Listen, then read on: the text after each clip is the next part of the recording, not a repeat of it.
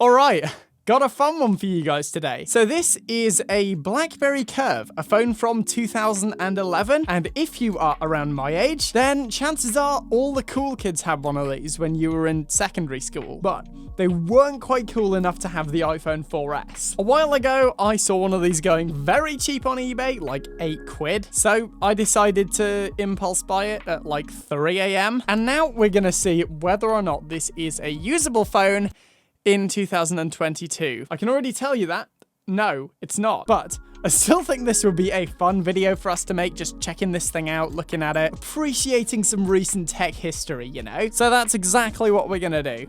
Keypad is locked. Press the lock button to... Alright, so first, setting up this phone for use in 2022. Now, none of my SIM cards work with this because it is a very old phone. I actually heard around the start of the year Blackberries stopped really working anyway, but I did want to give it a go at connecting to the Wi-Fi. I'm gonna say this thing is, spotty at best. I couldn't get on YouTube. I couldn't search the web because, again, it said insert a valid SIM card and then try again. If the problem persists, contact your service provider. Hey, I'm trying to use one of your modern SIMs in a Blackberry from 2011. Now, let's talk about, after several years of using a smartphone, what it's actually like to use a Blackberry, because we can still test the functionality of it even if we can't test the functionality of it. So, typing on this phone is certainly an experience. And for the time, it was the best you could get. There was a reason why Blackberries had keyboards for so long. It was because the business market didn't want to move away from it. They really liked the little keyboards. Yeah,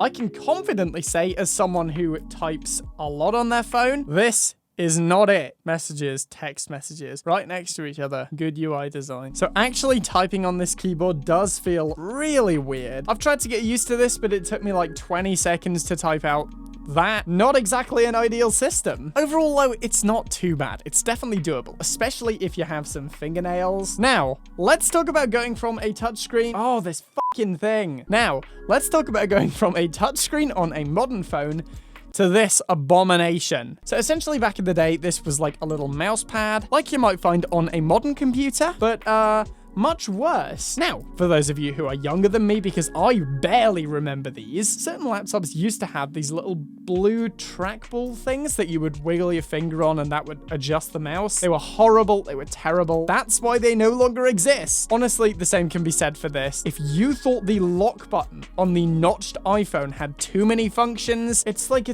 a select, but like a No. Keyboard, fine. Little bit annoying. Trackpad, though, unpleasant memories of the first laptop that I had. In fact, here is a supercut of all of the times that this thing has seriously wound me up while making this video. Why does it do that? Oh, for f***'s sake, just go on to the... That's not what I wanted. If you cooperate for a little bit, I won't throw you in a lake when I'm done with this video. There we go. Next, let's talk about the camera. So, this thing actually has a camera. Think it's gonna replace this? Let's just try it out, shall we? Oh, it's got a zoom. I'm guessing that's not optical. Oh! Okay, so currently editing this video, and I don't know whether I'm actually going to be able to get the photos off this thing. So I've just spent the past hour essentially trying to get the photos off this thing in different ways. I've tried different USB ports, different USB cables. I've tried Mac, I've tried PC. I even took the SD card out of my drone and tried to plug that into the phone so I could transfer them there. Nope, it was too new. Now, I do have one last option of things I can try, but in the likely case that that fails too, the photos weren't that good. The colors kind of looked horrible. None of the modes were particularly spectacular. And while it certainly didn't look horrible for the time, yeah, taking photos and transferring the files was certainly nicer with the iPhone 4S. Let's see how it takes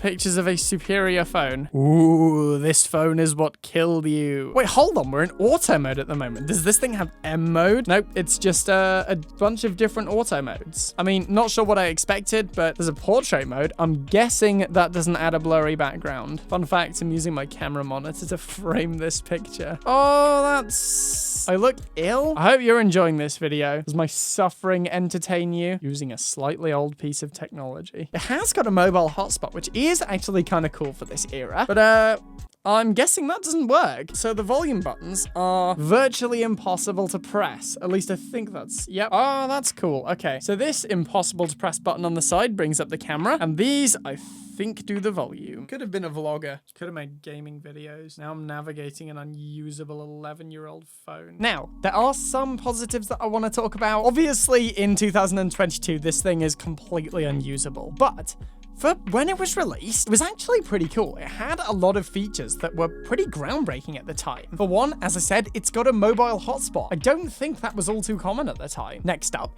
it also charges with micro USB. A fair amount of budget Android phones still use that. In fact, one of my favorite Android phones I've ever had, namely the Moto G3, actually charged with one of these. I have loads of them. I didn't have to go out and buy a separate charger to do this video. And it also has some nice features of the past, which might be nice to make a return. Obviously, the speakers on this thing do leave a lot to be desired, but at least you can load your music on using a micro SD card and listen to it using a 3.5mm jack. The phone I had when this thing was cutting edge didn't even have one of those. Kind of like the phone I have now. So yeah, honestly, I don't regret getting this thing. It's honestly just super fun to pick up some tech that was very out of reach for me when it was new, and just take a look at it all this time later. And while this thing has certainly had its heyday, I think I'm gonna keep this thing on display. It has honestly been really fun just checking this thing out all these years later. Arguably more fun than the iPhone 4S because I didn't have to live with this thing. By the way,